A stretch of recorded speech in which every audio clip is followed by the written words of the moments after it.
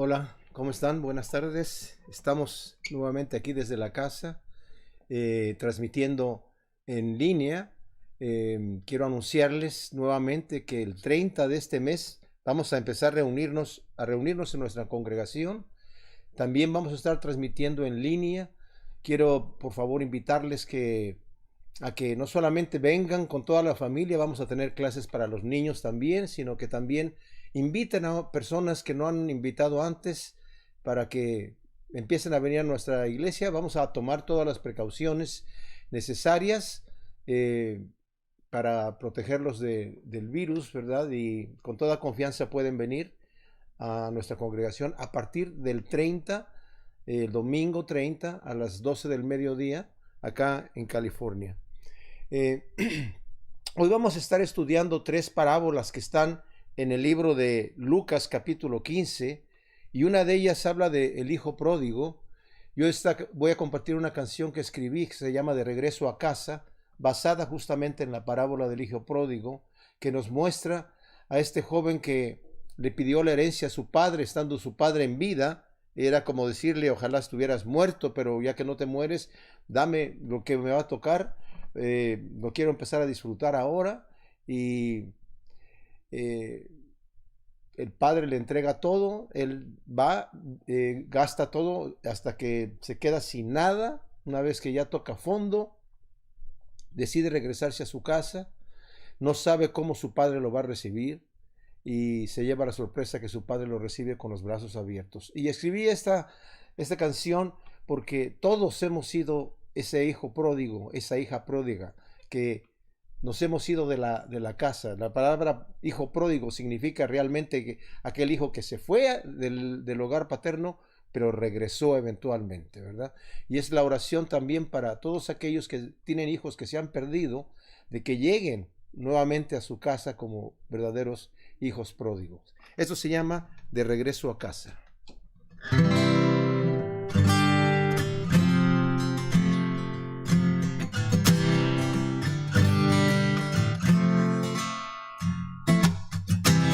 Salió cuando era tarde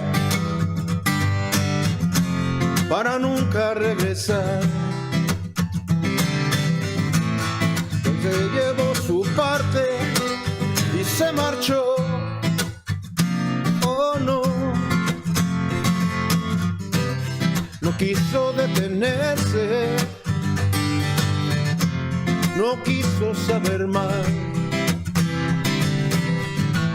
Solamente a su manera quería volar, volar. El padre le insistió, pero el llanto le impidió. Lo siguió, lo llamó, le gritó, pero al fin la noche lo escondió.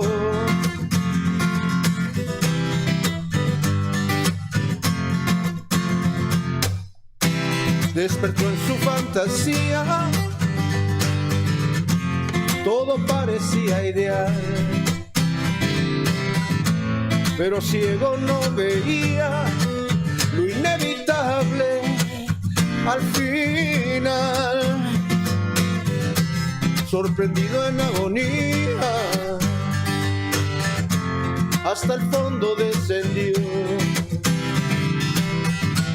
y a la casa de su padre enseguida se volvió. El padre lo vio y hacia él corrió. Lo tomó, lo abrazó, lo besó y en sus brazos lo consoló.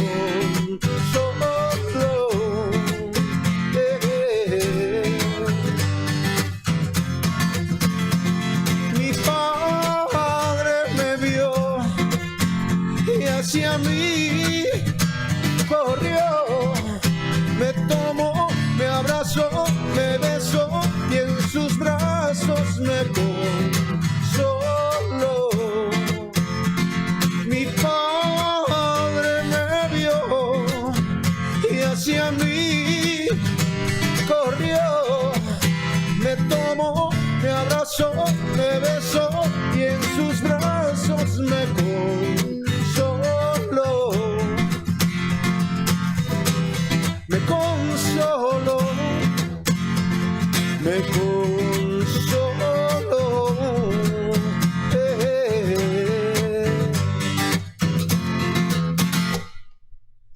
Señor, ciertamente te damos infinitas gracias por tu amor, por tu misericordia, porque sabemos que tú nos amas con ese amor, Señor, que sobrepasa todo entendimiento. Y así como tú recibiste a este hijo que se había perdido, Señor, con los brazos abiertos, nos recibes a todos nosotros, Señor. Aún aquellos que nos están escuchando que no han tomado la decisión de acercarse a ti, Señor, porque tal vez se sienten muy pecadores, se sienten como que ya no tienen remedio, Señor. Yo te pido que en este día tú nos hables a través de tu palabra y nos muestres ese amor infinito que tú tienes por nosotros. Y no la idea que tenemos nosotros, la caricatura que nos hemos hecho en nuestra mente de cómo eres tú, sino la realidad de cómo realmente eres tú, Señor. El Dios de amor y de misericordia. Ábrenos el entendimiento y que seas tú el que nos hable, Señor, a través de tu palabra, en el nombre de Cristo Jesús. Amén. Les invito pues a que abran sus Biblias en el Evangelio de Lucas, capítulo 15. El Señor Jesús nos dice que desde el capítulo 14 que era sábado.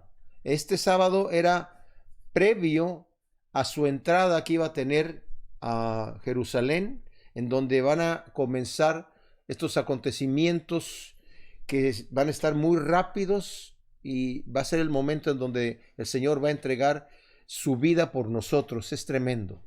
Pero nos dice en el capítulo 14 que él lo habían invitado a cenar en la casa de uno de los principales de los fariseos en el día sábado.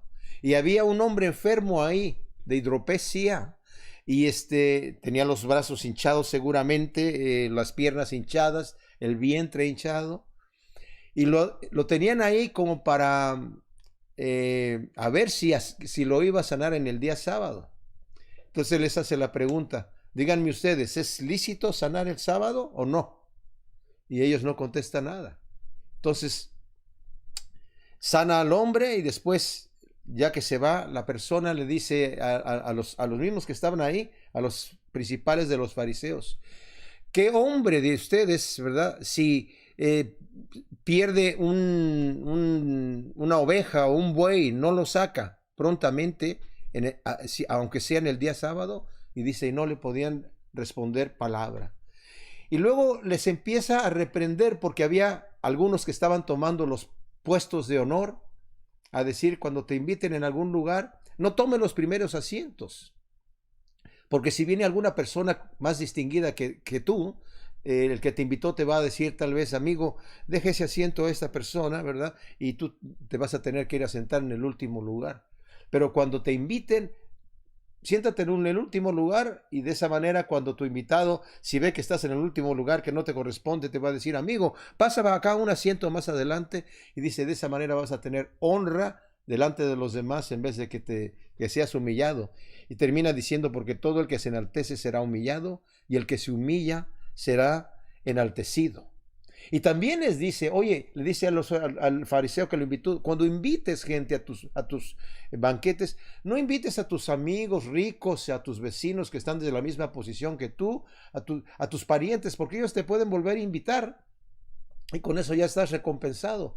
Pero cuando invites a alguien, dice, invita a los pobres, a los mancos, a los cojos, a los ciegos, y serás bienaventurado, pues no te pueden retribuir, pero te será recompensado en la resurrección de los justos. Y luego uno de los que estaban reclinados ahí a la mesa dice, bienaventurado aquel que coma pan en el reino de Dios, y les da toda una parábola, ¿verdad? De un hombre que invitó a muchos a su cena, un hombre muy rico, y sus invitados, dice, ya está preparado, vengan a la cena, dice, y uno le dijo, mira, acabo de comprar un campo y necesito salir a verlo, te ruego que me disculpes.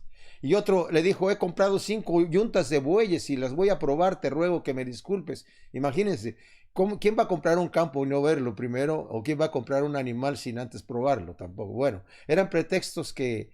Y otro dice, me acabo de casar, así que no puedo ir. Entonces dice, el Señor se enojó mucho y le dijo a sus criados, traigan a los cojos, a los ciegos, a los pobres, llenen este lugar. Le dijeron, ya lo llenamos de cojos, de ciegos, de todo lo que había en la calle y todavía queda lugar. Salgan entonces a las encrucijadas de los caminos, traigan a los extranjeros, a quien se pueda, hasta que se llene ese lugar. Dice, porque les digo de cierto que ninguno de aquellos hombres que habían sido invitados probará de mi cena. Y después de que el Señor habla acerca de gente que lo quería seguir, ¿verdad? Y habla acerca de lo que es el precio del discipulado.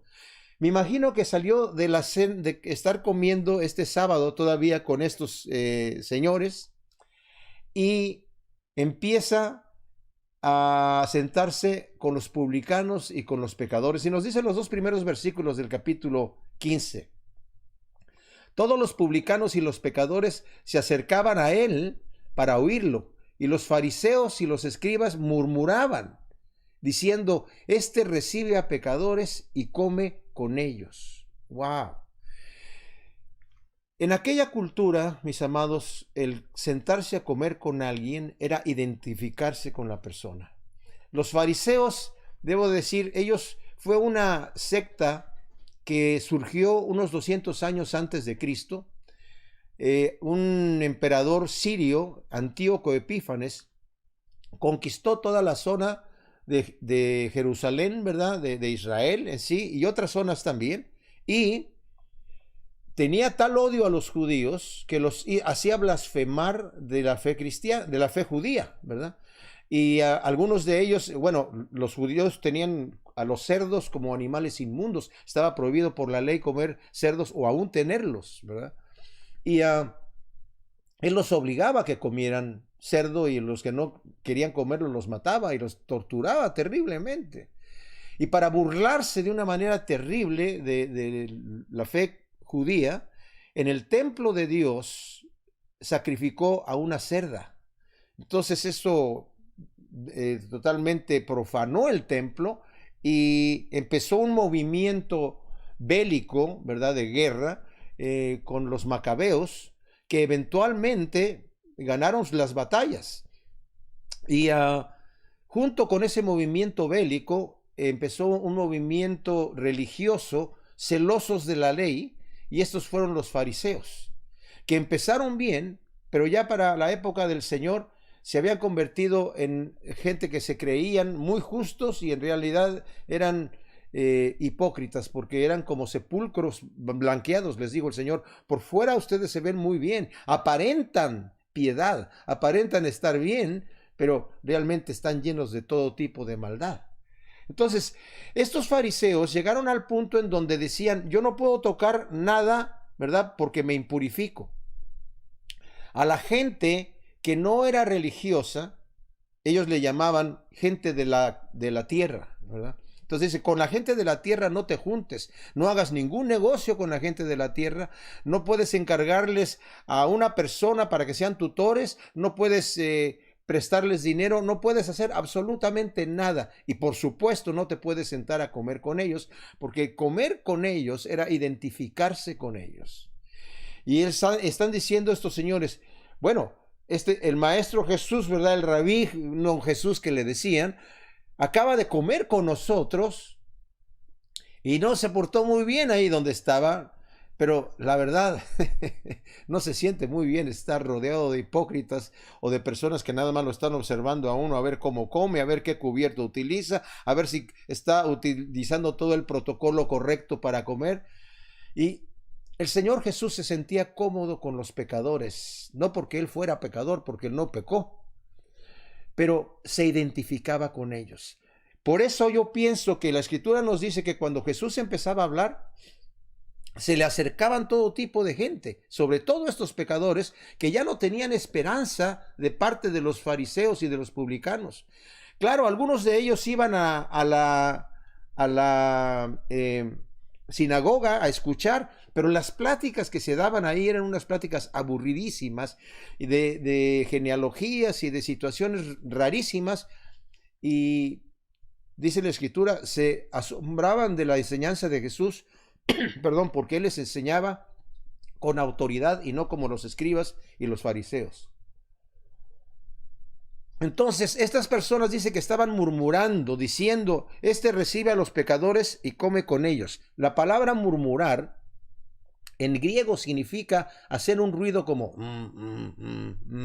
que puede ser un ruido para, generalmente es de desagrado, pero puede ser también como de interés, ¿verdad? De interés de lo que está diciendo, ¿verdad? O tal vez de aprobación, pero en este caso era de, y lo están haciendo delante del Señor, allí enfrente, ¿verdad? Diciendo, este con pecadores come, ¿verdad? Y se sienta con ellos y los recibe. Estos hombres, como dije, cuando caminaban en la calle se juntaban las ropas para no tocar a uno de la gente de la tierra, ¿verdad? Y mucho menos a un gentil. Entonces, el Señor les impone 3 parábolas hablando de cómo es el reino de Dios, y esto a mí me asombra, mis amados, porque es totalmente opuesto a lo que nosotros pensamos. Los judíos decían que Dios se gozaba cuando un hombre, un pecador que lo ha ofendido, moría y se iba al infierno. El cielo hacía fiesta cuando un pecador se moría y se iba al infierno. Y el Señor les dice, les propuso esta parábola: ¿qué hombre de vosotros que tiene 100 ovejas y pierde una de ellas, no deja las 99 en el desierto y va tras la que se ha perdido hasta que la haya? Y cuando la haya, regocijándose, la pone sobre sus hombros, y regresando a la casa reúne a sus amigos y a los vecinos y les dice: alegraos conmigo porque hallé mi oveja perdida. Os digo que así habrá más gozo en el cielo por un pecador que se arrepiente que por 99 justos que no tienen necesidad de arrepentimiento. El Señor está utilizando una parábola de una ilustración de algo que ellos conocían muy bien.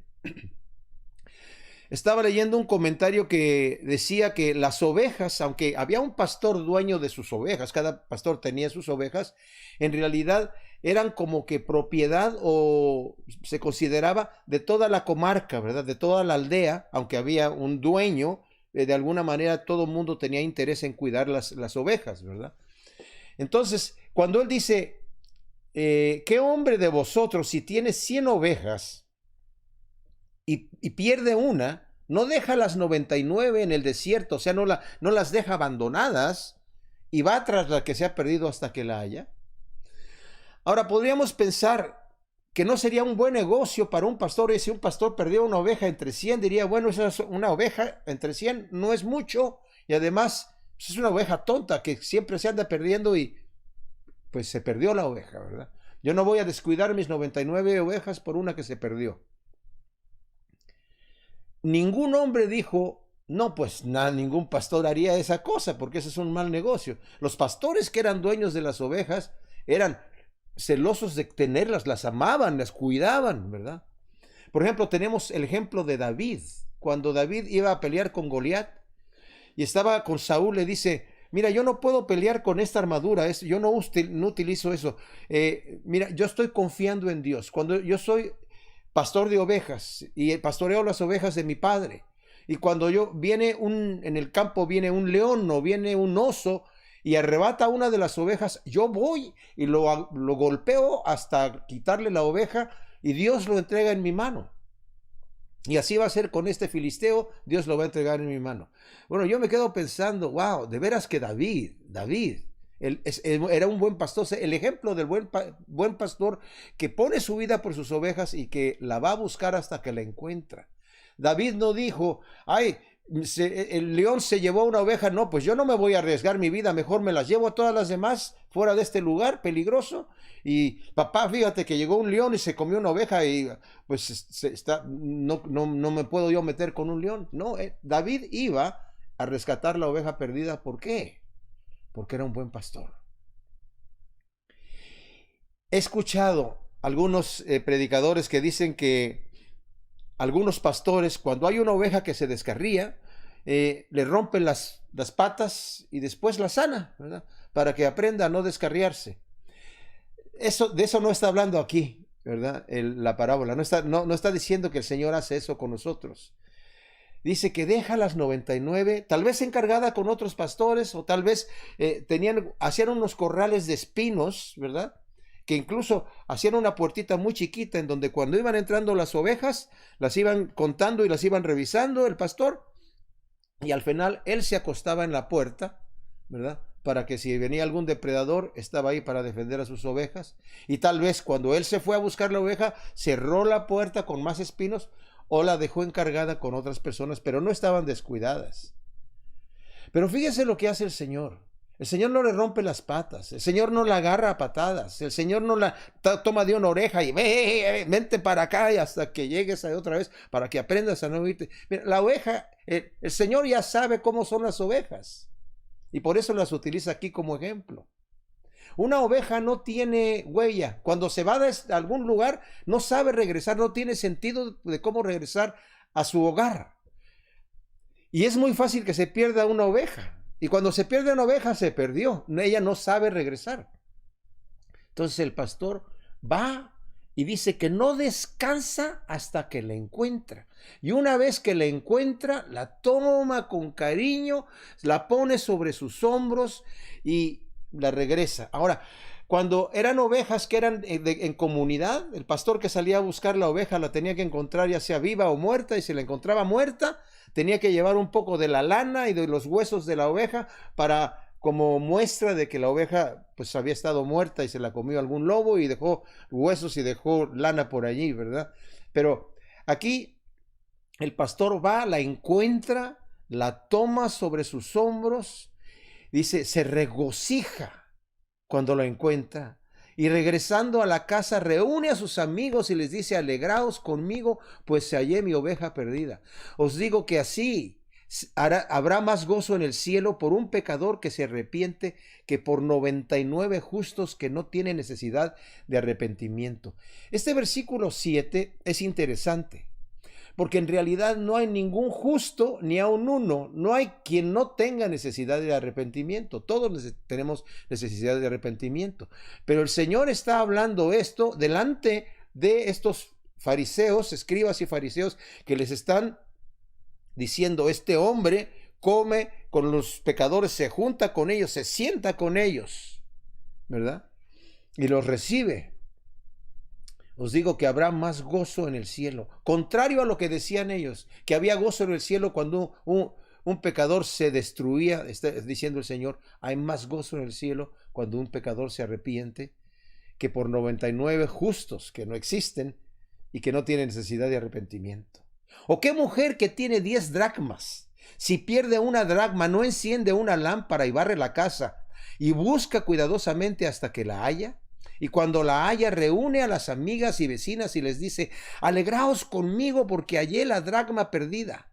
Os digo que hay más gozo delante de los ángeles de Dios por un pecador que se arrepiente. ¡Wow! ¡Qué tremenda cosa! Ahora, las dracmas se utilizaban de dos maneras. Eran como a veces las arras que se utilizan en algunas bodas, que es un cofrecito que tiene 10 monedas. Normalmente el novio se la entrega a la novia y es como un símbolo de que yo voy a proveer para ti, ¿verdad? El sustento del hogar, y son unas moneditas de oro, ¿verdad? Pero también la dracma tenía un precio parecido, un poquito más, ligeramente más que un denario, que era el salario de un jornalero diario. Y también lo llevaba la novia como una coronita aquí con las 10 dracmas, ¿verdad? Y después se lo ponía como collar. Y era un símbolo de que estaba casada y esto, ¿verdad? Pero de repente dice, se le pierde una. Ahora, las casas en Palestina en aquel entonces, a lo que se está refiriendo aquí, eran una especie como de cuevitas, ¿verdad? O casitas muy humildes que tenían unas ventanas muy pequeñas. Solamente había una ventana para el lugar, una sola ventana. Y normalmente el piso, estamos hablando de las casas humildes porque en ese tiempo en Palestina solamente había la clase baja y la clase alta que tenían mansiones. Y aquí estamos hablando de una persona normal, ¿verdad? Que tenía su casita, una ventanita muy pequeña, tenía que usar una lámpara para poder ver. El piso era de tierra compactada, con paja o carrizos en el piso. Entonces imagínense ustedes que se le cae una moneda, pues va a tener que estar buscando por todo el piso y barre toda la casa hasta que la encuentra. Es curioso que pone el ejemplo de una mujer, porque los hombres no somos así, ¿verdad? Los hombres no encontramos nada. Yo, por ejemplo, cuando ando buscando algo y lo ando buscando y lo busco bien, le digo a mi esposa, oye, no encuentro esta situación. Ahí está en el cajón. No, pues ya busqué y no está. Sí, ahí debe de estar. Ya busqué, pero moviste las cosas. Ya, claro que las moví todo. ¿Y buscaste bien? Claro, si no soy tonto. Y llega mi esposa, abre el cajón y ¡pum! Aquí está lo que andabas buscando. Los hombres no teníamos ese tipo de paciencia, ¿verdad? Los hombres no podríamos usar una bolsa como las mujeres, ¿verdad? Donde viene todo revuelto. Yo, por ejemplo, sé dónde están mis llaves del auto, sé dónde están mis llaves de la casa, está en la bolsa derecha, mi celular está en la bolsa izquierda, y ahora que traigo mi mascarilla también está en la bolsa izquierda, mis plumillas de guitarra las traigo en la bolsa izquierda también. Ya sé en qué bolsa tengo cada cosa y nunca las pierdo, ¿verdad? Pero la mujer tiene toda esa bolsa y llena de situaciones y de alguna manera encuentra lo que tiene que encontrar. Y por eso dice aquí, en este caso, la mujer no descansa hasta que encuentra la moneda, y una vez que la encuentra, ¿verdad? Llama a sus amigas y vecinas y les dice, alégrense conmigo porque hallé mi dracma perdida. Y así hay gozo delante de los ángeles de Dios por un pecador que se arrepiente. ¡Wow! Luego dice, también les dijo, cierto hombre tenía 2 hijos. El menor de ellos dijo a su padre, Padre, dame la parte de la hacienda que me corresponde. Y él les repartió el sustento. Después de no muchos días, el hijo menor, recogiendo todo, partió hacia un país lejano. Y ahí malgastó su hacienda, viviendo perdidamente. Y cuando lo había gastado todo, sobrevino una gran hambre en aquel país, y él comenzó a pasar necesidad. Y fue y se arrimó a uno de los ciudadanos de aquel país, quien lo envió a sus campos a apacentar cerdos. Ansiaba saciarse con las algarrobas que comían los cerdos, pero nadie le daba. Entonces, volviendo en sí, dijo, ¿cuántos jornaleros de mi padre tienen abundancia de panes y yo aquí perezco de hambre? Me levantaré e iré a mi padre y le diré, Padre, he pecado contra el cielo y ante ti, ya no soy digno de ser llamado hijo tuyo, hazme como uno de tus jornaleros. Y levantándose fue a su padre, y estando él aún distante, su padre lo vio y corriendo, enternecido, se echó sobre su cuello y lo besó efusivamente. Le dijo entonces el hijo, Padre, he pecado contra el cielo y ante ti, ya no soy digno de ser llamado hijo tuyo. Pero el padre dijo a sus siervos, pronto, sacad el mejor vestido y vestidlo, y ponedle un anillo en su mano y sandalias en los pies. Traed el becerro gordo y matadlo, y comamos y regocijémonos, porque este hijo mío estaba muerto y ha vuelto a vivir, estaba perdido y fue hallado, y comenzaron a regocijarse. ¡Qué tremendo! Ahora, lo que sucede aquí nos habla de 2 hijos, pero el menor le dice a su padre, imagínense ustedes, Padre, dame la parte de la hacienda que me corresponde. Este era un insulto para el padre. Era como decirle, como pensar, mi padre está muy sano y me va a tocar mi herencia, pero hasta que se muera mi padre. Ahora, la herencia que le tocaban, él dice que tiene 2 hijos. El otro era el mayor, le correspondía el doble de lo que le tocaba al menor, o sea que la hacienda se dividía, los bienes se dividían en 3 partes, 2 le tocarían al mayor y 1 al menor. Esa era la costumbre. Entonces el menor le dice a su padre, Padre, dame lo que me corresponde, o sea, ¿para qué lo quiero cuando tú ya te mueras? ¿Y qué tal si me muero yo primero? Y ojalá, en realidad le estaba diciendo, ojalá estuvieras muerto porque entonces yo podría disfrutar lo que yo quiero disfrutar. No dice aquí que el hijo tenía necesidad en su casa. De hecho, no tenía necesidad. Pero se sentía privado de su libertad como muchos jóvenes se sienten, pensando, mi padre o mi madre no me deja hacer lo que yo quiero hacer. Yo quiero vivir mi vida a mi manera. Yo quiero gastarme lo que yo quiero a mi manera. Y pareciera que cuando le dice que le reparte el sustento, estaba yo escuchando un mensaje de un predicador que decía que la palabra en griego significa que él de alguna manera, todo lo que tenía valor, que te entrego este caballo, lo vendo, y todo esto lo vendo. Yo lo que quiero es billete, dinero, ¿verdad? Para disfrutar. El padre le pudo haber dicho de todo. Le pudo haber dicho, ¿cómo te atreves a pedirme la hacienda estando yo todavía con vida? Esa es la tercera parte de lo que tengo, ¿verdad? Y si tu hermano me pide también su parte, yo me quedo sin nada. No, te vas a tener que aguantar hasta que yo me muera. Además, no te lo voy a dar porque te veo que ya cara como de que te lo quieres gastar. De repente te dejo sin herencia. No, le pudo haber dicho de todo. Pero el padre dice, les repartió el sustento. O sea que al otro hijo también le dijo, lo que yo tengo es tuyo. Más adelante se lo va a decir. Hijo, todo lo que yo tengo es tuyo.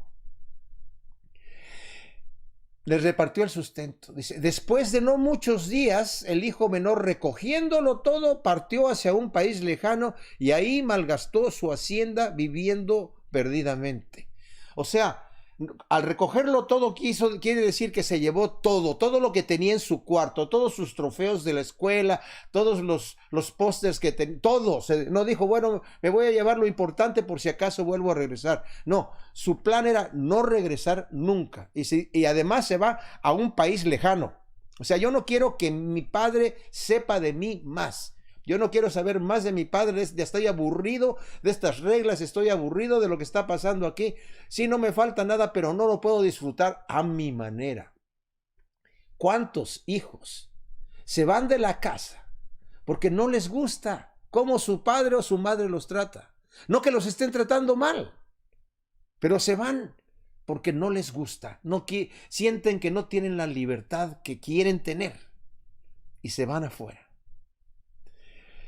Y dice que lo malgastó su hacienda viviendo perdidamente, y cuando lo había gastado todo, sobrevino una gran hambre en aquel país y él comenzó a pasar necesidad. Esto es terrible porque saben que muchas veces cuando los hijos se van del hogar o se van del Señor, se pierden.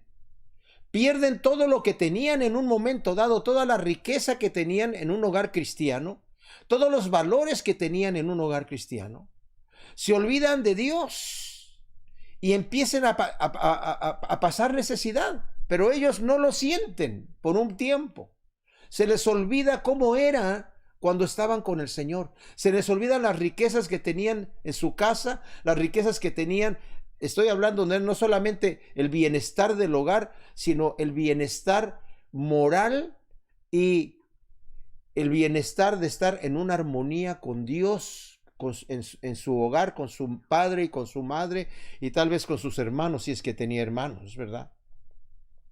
Entonces, lo gastó todo, empezó a pasar necesidad. Ahora, este joven obviamente cuando tenía todo este dinero, tenía muchos amigos y andaba en fiestas y andaba en toda esta cosa, ¿verdad? Haciendo lo que él quería, viviendo perdidamente. Pero les digo una situación, no había en él una satisfacción, porque no hay satisfacción en la persona. Hay un vacío que tenemos, que tiene el tamaño solamente del Espíritu de Dios para nuestro corazón. Y si no lo tenemos, estamos sedientos, estamos necesitados, aunque no sintamos el hambre. Tal vez es como esas personas que ya están deshidratadas al punto que ya ni quieren tomar agua. O esas personas que tienen tanta hambre que ya se les fue el hambre y no quieren ni comer.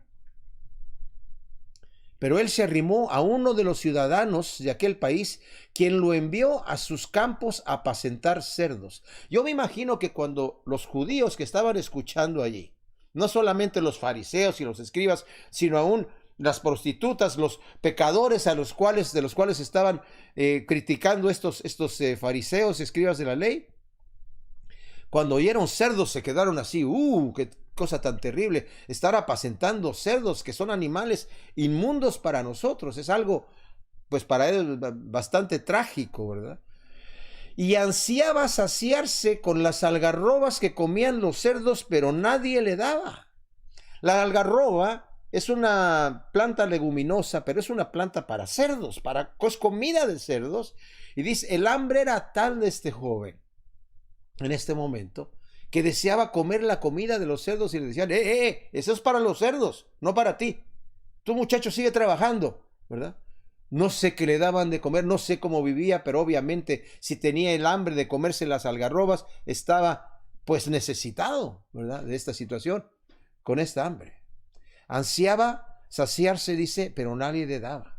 El versículo 17 es importantísimo, dice, entonces volviendo en sí, dijo, ¿cuántos jornaleros de mi padre tienen abundancia de panes y yo aquí perezco de hambre?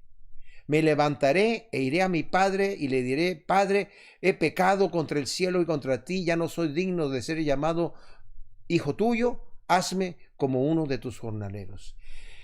Volviendo en sí, este es un término que significa que el muchacho estaba ebrio por el placer de gastarse todo el dinero, por el placer del mundo, se había deslumbrado con las luces de neón, ¿verdad? Como cuando uno va a Las Vegas y ve todas esas cosas de mentira que tienen ahí. Se deslumbró por la gloria del mundo y llegó en el momento de una depresión tal que estaba ahí apacentando cerdos y pensando, ya no tengo salida. Y es como dije antes, la persona que se aleja del Señor se le olvida la paz que tuvo cuando estaba con el Señor. Se le olvida el gozo que tenía de estar en paz con Dios y el gozo fruto del Espíritu Santo en el corazón. No es algo que puedan decir, yo me acuerdo el gozo que tenía, me acuerdo cómo me gustaba leer mi Biblia y subrayarla y marcarla y hacerle algunas notitas por acá, ¿verdad? Y cómo me gustaba escuchar las canciones cristianas y cantarlas yo, adorar al Señor con todo mi corazón. Todo eso se le olvida. No necesariamente que se vaya al mundo. Un cristiano que se enfría y deja de ir a la iglesia, deja de adorar al Señor, deja de leer su Biblia, deja de orar, se le olvida el gozo que hay en todas estas cosas. Y este joven estaba en este chiquero, apacentando cerdos, con tinieblas en la cabeza, pensando, nadie me da de comer, pero de repente vuelve en sí. Este es un buen momento para el muchacho, el estar en ese chiquero y volver en sí. Eso es una obra que solamente la hace Dios, mis amados. Por eso, cuando tenemos parientes, cuando tenemos amigos que no conocen al Señor y que se les ha olvidado cómo es la paz de Dios, necesitamos orar por ellos, porque dice 2 Corintios capítulo 4, que el príncipe de este mundo tiene los ojos de la gente cegados para que no les resplandezca la luz del evangelio. Se les ha olvidado el gozo que hay en venir a los pies del Señor con un corazón contrito y humillado y recibir el perdón de Dios que Él tiene para nosotros, mis amados. Pero este joven estando allí, el volver en sí es recordar a su padre, es recordar su hogar y decir, ¿qué estoy haciendo aquí? ¿Cuántos jornaleros de mi padre tienen abundancia de panes y yo aquí perezco de hambre? Y toma una decisión en este volver en sí, que cuesta. ¿Por qué cuesta? Porque cuesta humillarse. Me levantaré, iré a mi padre y le diré, Padre, he pecado contra el cielo y contra ti. Ya no soy digno de ser llamado tu hijo. Miren, mis amados, hay personas que pueden estar dolidas por ser grandes pecadores, pero eso no es un dolor para salvación. No es un dolor para que nos reciba el Padre. Yo puedo decir, Señor, soy un gran pecador. Sí, está bien, pero eso no es suficiente.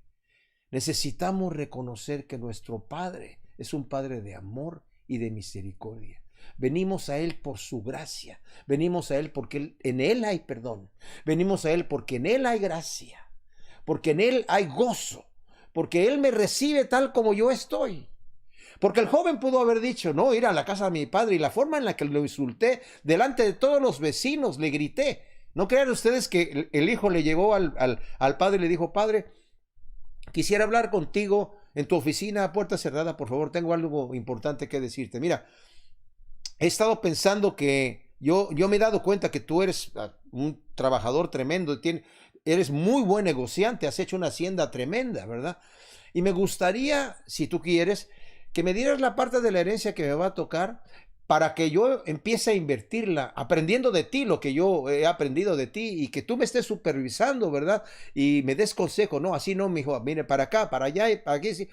Y de repente puede que llegue a ser un negociante, a lo mejor hasta puedo multiplicar la hacienda. ¿Qué te parece, padre? ¿Qué opinas tú? No, esto fue un pleito. Fue un pleito y seguramente los vecinos lo escucharon y toda esa situación.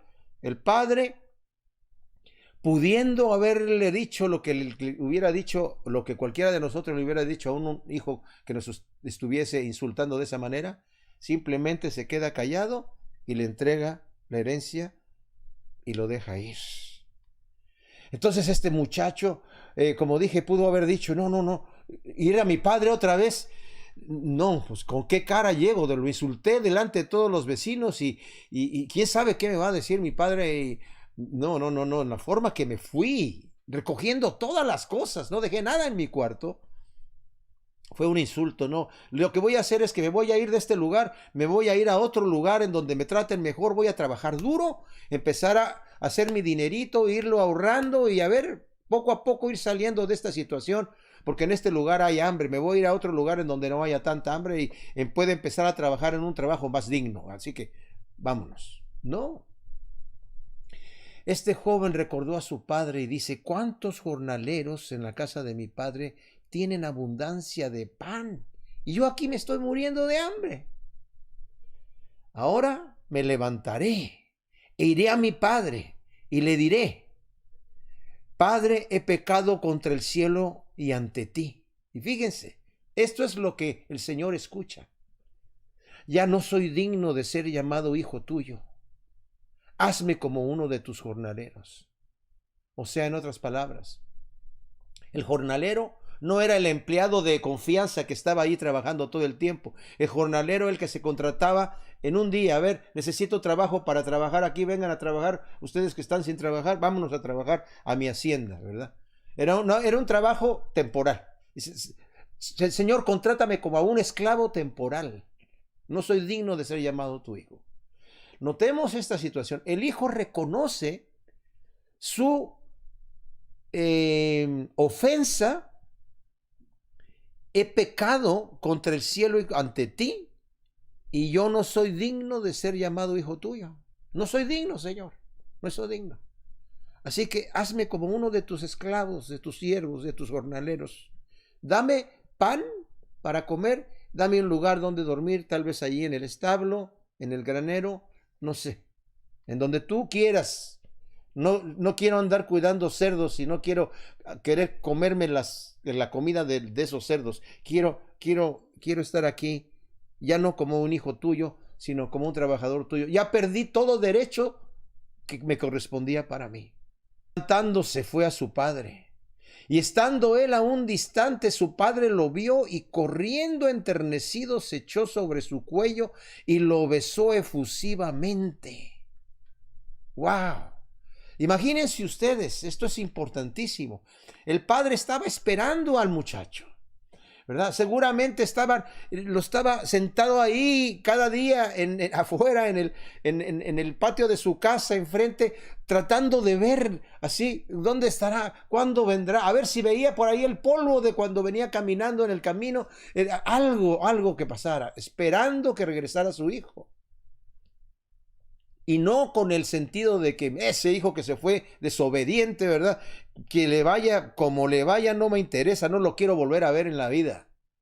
No, cuando lo ve, dice, levantándose fue a su padre, y su padre, cuando lo ve, se echó, lo vio, fíjense, dice, su padre lo vio y corriendo enternecido, se echó sobre su cuello y lo besó efusivamente. Yo tengo un amigo músico que escribió una canción, El día que Dios corrió. Y habla de que el día que él vino al Señor, dice, el Señor corrió a mí primero, ¿verdad? A abrazarme. No es que el Señor está así como un orgullo diciendo, a ver, ¿qué es lo que quieres? Tú has sido muy pecador, ¿verdad? A ver, si vamos a ver tus pecados. No, la lista está muy larga. Uy. No, el Señor dice que fue levantado y se fue y enternecido se echó sobre su cuello y lo besó efusivamente. Y le dijo entonces su hijo: Padre, he pecado contra el cielo y ante ti, ya no soy digno de ser llamado tu hijo. Miren, mis amados, otra cosa que cualquiera de nosotros hubiera hecho tal vez, si nuestro hijo hubiera hecho ese insulto tan grande, diciendo: oye, ojalá estuvieras muerto, padre, pero ya que no te mueres, dame lo que me va a corresponder. ¿Para qué lo quiero ya cuando estés muerto? Ya, ¿para qué me va a servir? ¿Quién sabe? Te ves muy bueno y sano. El padre le pudo haber dicho: ¿por qué regresas? ¿Para qué regresas otra vez? ¿Sabes qué? Cuando tú te fuiste, se murió mi hijo. Ya no tengo hijo menor. Así que, ¿a qué vienes? Mira cómo estás. Mira qué andrajos traes ahí. Hueles súper malo. ¿Y en dónde te has metido? Mira, estás súper flaco. Eso le pasa a los muchachos desobedientes que insultan a su padre. ¿Y cómo vienes durante el día? ¿Por qué no viniste en la noche? ¿Por qué no viniste cuando nadie te ve? ¿No viste cómo me insultaste delante de todos los vecinos y todo la pantomima que hiciste ahí? ¿A qué vienes? ¿A pedir trabajo? A pedir trabajo. Ay, tú sí que no tienes vergüenza. Mira, ok, ahí háblate con Juanito. Juanito te va a decir qué es lo que vas a hacer.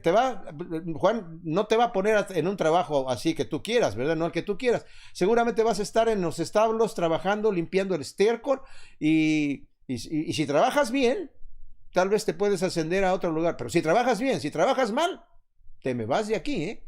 Vas a ser igual que todos. Y tu salario va a ser el de un jornalero y vas a comer junto con ellos el mismo pan que comen ellos y se acabó. Y vas a estar trabajando temporalmente porque si no trabajas bien, te me vas.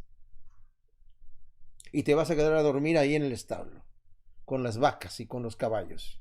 ¡Wow! Con las ovejas. Eso lo pudo haber dicho tranquilamente. Pero no, dice que su padre se levantó y corrió enternecido y se echó sobre su cuello y lo besó efusivamente. Yo me imagino que la gente cuando lo estaba viendo dice: oye, ¿y qué le pasa a Samuel? ¿Verdad? Porque sin ningún pudor se levantó, tomó su ropa y la tuvo que ceñirse los lomos, como dice la escritura, para poder correr. Y dice: vi que salió corriendo. ¿Y qué? ¿A dónde? Pues vino un indigente ahí que lo vimos llegar y de repente salió corriendo y lo está besando. Lo está besando. Sí, ¿y quién es ese indigente? Pues no sé, pero oí que gritó: mi hijo, mi hijo, mi hijo. ¿Es su hijo? Casi ni se reconoce. Eso es lo que seguramente los vecinos estaban viendo. Y el padre dice inmediatamente a sus siervos: pronto, sacad el mejor vestido y vestidlo, y ponedle un anillo en su mano y sandalias en los pies, y traed el becerro gordo y matadlo, y comamos y regocijémonos, porque este hijo mío estaba muerto y ha vuelto a vivir, estaba perdido y fue hallado. Y comenzaron a regocijarse. Mis amados, cuando venimos delante de Dios, con un corazón contrito y humillado, no creamos que Dios está así. Como dije antes, ¿verdad? Pues la lista de pecados que tengo yo aquí está muy grande, ¿verdad? Y no sé, vas a tener que hacer mucha penitencia porque esta cosa está... ¿Tú crees que así nada más? Perdóname, Señor. No, pues ¿saben qué? Dice la Biblia que sí. Porque en Isaías dice el Señor: venid y entremos a cuentas. Si tus pecados fuesen rojos como el carmesí, yo los haré blancos como la nieve. El Señor dice: entremos a cuentas. Yo no sé cuánto he pecado, a mí ya se me olvidó. Y el Señor dice: yo tengo la lista de tus pecados. Entremos a cuentas, no para cobrártelos, sino nada más para que sepas lo que has hecho. Pero yo de todos esos pecados, dice el Señor, me voy a olvidar. No los voy a mencionar. Dios no puede olvidar las cosas, obviamente, porque es Dios. El Señor dice, no los voy a volver a mencionar. No es como nosotros cuando, por ejemplo, nos peleamos con nuestra esposa o con algún amigo o con algún pariente, ¿verdad? Y de repente hacemos las paces y cuando de repente puede haber otro pleito, se recuerda todo lo anterior y Dios no es eso. Dios no hace eso. Cuando Él perdona, perdona y perdona completo y ya no se acuerda de las maldades que hemos hecho. Pero notemos que aquí viene este joven y es perdonado no porque se lo merece, sino porque el Padre extiende su gracia sobre él. Ahora, continúa diciendo aquí la parábola, porque acabamos de hablar del hijo menor, pero dice que tenía 2 hijos, pero su hijo mayor estaba en el campo, y como al regresar oyó música y danza, se acercó a la casa, y llamando a uno de los criados le preguntó qué era aquello. Y entonces le dijo, tu hermano se ha presentado y tu padre ha sacrificado el becerro gordo porque lo recuperó sano. Y se enojó y no quería entrar. Saliendo entonces su padre le rogaba, pero él respondió al padre diciendo, he aquí, tantos años te sirvo y jamás quebranté un mandato tuyo, y nunca me diste un cabrito para regocijarme con mis amigos. Pero cuando regresa este hijo tuyo que consumió tu hacienda con prostitutas, mataste para él el becerro gordo. Él, el padre, ¿verdad? Entonces le dijo, hijo, tú siempre estás conmigo y todas mis cosas son tuyas. Pero era necesario hacer fiesta y regocijarnos porque este hermano tuyo estaba muerto y revivió, estaba perdido y fue hallado. Ahora, obviamente que el hijo pródigo que regresó a su casa es en referencia a los pecadores, la moneda perdida, la oveja perdida. Era en referencia a esos pecadores con los cuales estaba juntando el Señor, ¿verdad? Con los cuales se sentaba, a los cuales recibía y con los cuales comía. Pero ahora está hablando del hijo mayor en referencia a los fariseos y los escribas que los estaban criticando al Señor. Dice, el hijo mayor estaba en el campo. Él estuvo en su casa todo el tiempo, ¿verdad? Estuvo allí y preguntó qué era aquello.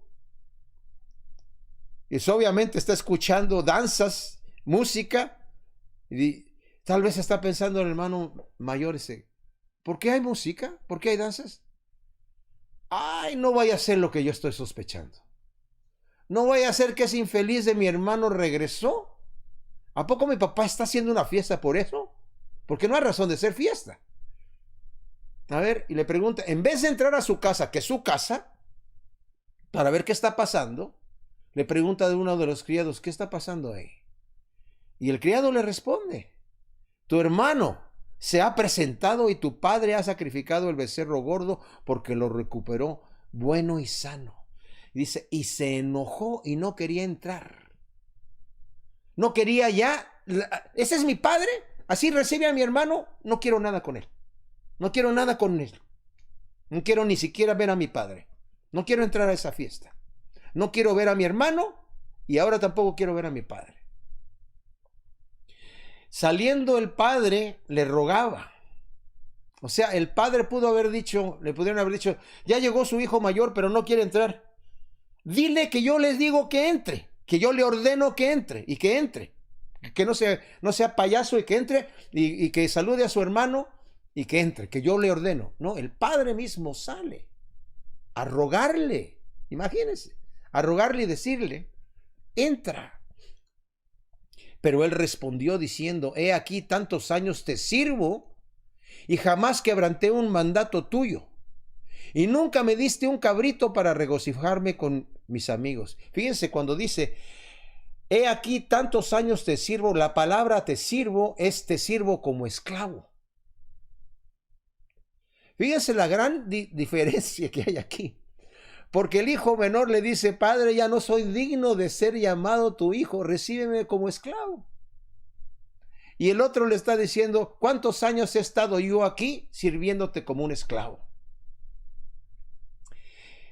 Y nunca me diste un cabrito para regocijarme con mis amigos, pero cuando regresa tu hijo tuyo y que consumió tu hacienda con prostitutas, matas para él el becerro gordo. ¡Wow! Aquí hay mucho que ver, mis hermanos. Dice, jamás quebranté un mandato tuyo y nunca me diste un cabrito para regocijarme con mis amigos. ¿Cuánto tiempo he estado como un esclavo y jamás he quebrantado un mandato tuyo? Mi relación contigo, Padre, ha sido de esclavo. Te he estado sirviendo por la ley nada más. Por la ley. Te he estado sirviendo con una carga, como un esclavo. Tengo que hacer esto, ok, lo voy a hacer porque lo tengo que hacer. No por amor, sino porque lo tengo que hacer. Y nunca me diste un cabrito para regocijarme con mis amigos. Estoy seguro que si le hubiera pedido un cabrito a su padre para regocijarse con sus amigos, si el padre le dio toda la hacienda a su hijo menor, ¿cómo no se la iba a dar al mayor? Pero como él se sentía como un esclavo, estoy aquí en la casa de mi padre, no me falta nada. Yo sé que eventualmente esta hacienda va a ser mía, pero mientras tanto estoy aquí como un esclavo. Y cuando regresa este hijo tuyo, que consumió tu hacienda con prostitutas. O sea, esto es interesante porque no menciona anteriormente que había gastado su hacienda con prostitutas, solamente dice cuando lo había gastado todo, ¿verdad? Bueno, dice, recogiendo todo, partió hacia un país lejano, ahí malgastó su hacienda viviendo perdidamente. Tal vez sí, tal vez no. ¿Cómo supo el hermano mayor que su hermano menor había gastado la hacienda con prostitutas? ¿Pudo que haber sido así? ¿O era algo que solamente lo tenía aquí en la cabeza el hermano mayor? Y dice, ¿y mataste el becerro gordo? Entonces le dijo, hijo, tú siempre estás conmigo y todas mis cosas son tuyas. Fíjense esto, tú siempre estás conmigo, todas mis cosas son tuyas. No sé por qué no las disfrutas. No sé por qué no disfrutas esta relación de amor. Ambos eran pecadores. Uno había pecado porque había pedido al padre su hacienda y se fue de su casa diciendo, yo ya no quiero tener nada que ver con mi padre, como el pecador que sale y dice, yo no quiero nada con Dios. Dios, déjame en paz, no quiero tus leyes, no quiero tus mandatos, no quiero saber nada de ti. Pero de repente, cuando vuelve en sí, se acuerda de su padre.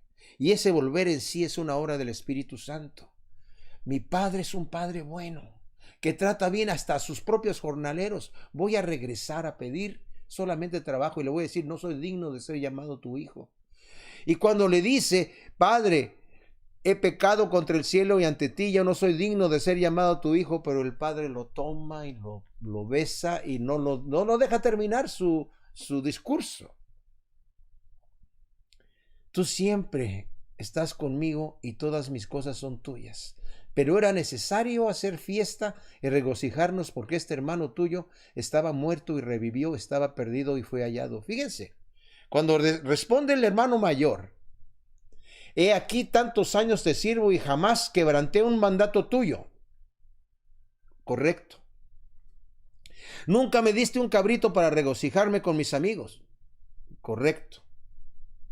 No lo pediste, pero si te lo hubiera dado, pues de cualquier manera, correcto. No te lo hubiera negado. Pero cuando regresó este hijo tuyo, que consumió tu hacienda con prostitutas, mataste al becerro gordo. ¿Es eso correcto? ¿Es eso justo? No, no es justo. ¿Qué le dice el padre? Es necesario. No es justo, es necesario. Y ¿saben qué, mis amados? La gracia de Dios es necesaria. Dios tiene piedad de nosotros no porque es justo, sino porque es necesario. De hecho, para que Dios sea justo con nosotros, Cristo tuvo que morir en la cruz. Ese gran ateo Richard Dawkins, una de las cosas que dice, ¿y Cristo para qué murió en la cruz? ¿A quién estaba tratando de impresionar? Pues yo creo que a él mismo, dice él, porque pues él mismo es el juez, la víctima, el que hace la ley, todo, o sea, ¿por qué no simplemente perdonó al pecador? ¿Para qué muere en la cruz? Bueno, el pobre hombre no entiende que Dios es justo. Y como Dios es justo, Él tiene que pagar con justicia. Al que ha pecado tiene que pagarle con muerte. La paga del pecado es muerte. Y Dios no quebranta su justicia. Es parte de lo que es la integridad, de la santidad de Dios, que nos da la confianza de saber que no va a haber más pecado ni más muerte en el cielo. ¿verdad? Eso nos debe de dar confianza.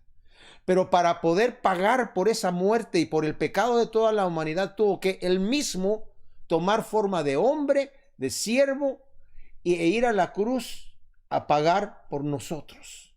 Esa es la justicia de Dios. ¿Por qué lo hizo? ¿Porque es justo? No, porque es necesario.